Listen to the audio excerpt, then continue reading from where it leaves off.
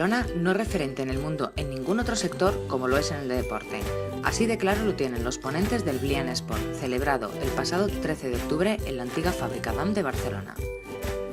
De esta manera, Xavi Esteve de Indescat, Paco Medina de OpenCamp, Joan Benassar de Mediapro, Marc García de Bwin, José Ildefonso de First Vision y Christopher Kenneth de La Salle demuestran cómo desde Barcelona se trabaja en proyectos pioneros e ideas que revolucionarán el mundo del deporte en todo el mundo.